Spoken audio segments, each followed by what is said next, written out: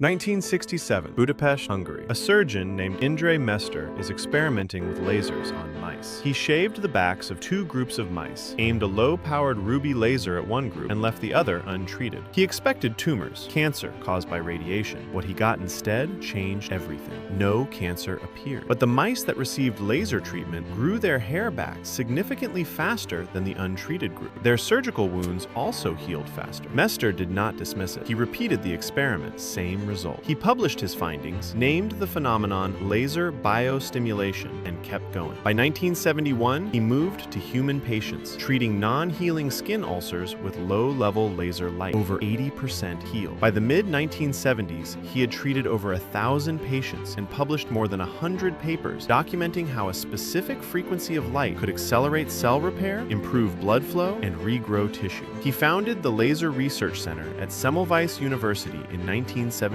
and spent the rest of his career proving this technology worked. But Mester was in Cold War Hungary, behind the Iron Curtain. His research was published in Hungarian and German medical journals that almost nobody in the West was reading. The science sat there for decades, while American pharmaceutical companies were busy developing something very different. In 1992, 25 years after Mester proved light could regrow hair in a lab, the FDA approved finasteride for hair loss, a prostate drug repurposed to block hormones. It generated over $1 billion in annual revenue within a few years. Now imagine an alternate timeline. Imagine photobiomodulation had received the same funding and attention in 1967 that finasteride got in 1992. By the mid-1970s, we would have had large-scale clinical trials. By the early 1980s, we would have had consumer devices. By 1990, every dermatologist in America would have been recommending a light-based solution with no side effects instead of a hormone-altering pill with a list of warnings nobody wants to read. You would have grown up thinking hair loss was optional. Instead, you grew up thinking it was inevitable and that the only solutions required you to alter your hormones or apply chemicals to your scalp for the rest of your life. That was not an accident. That was a business model built by companies that needed you to keep coming back every single month. The science was always there. A frequency of 650 nanometers penetrates the scalp and hits an enzyme called cytochrome C oxidase inside the mitochondria. That triggers ATP production directly inside follicle cells that DHT has been starving of energy. No hormones touched, no chemicals introduced, just light doing what Mester proved it could do almost 60 years ago in a lab in Budapest. And the clinical proof caught up. In 2009, Dr. Levitt ran a double-blind trial on 110 men, and the laser group gained an average of 20 new hairs per square centimeter, while the placebo group lost hair. In 2013, Dr. Lanzafame recorded a 35% increase in hair count in just 16 weeks. In 2014, across a review of 11 studies and 680 patients, 82% showed measurable improvements in hair count and density. Kier finally built the device that should have existed decades ago. 272 medical-grade laser diodes delivering the exact 650 nanometer wavelength. FDA cleared. Front Row MD dermatologists recommended it. Recently featured on NBC's Today Show. This is a family-owned American company that has been doing this since 2018 and has helped over 125,000 men and women get their hair back. Every device carries a 2-year warranty, and every purchase is backed by a 7-month money-back guarantee. Not 30 days, 7 full months to decide for yourself. If it does not work, you get your money back. The 60-year delay is over. Tap below to get $400 off and try it risk-free.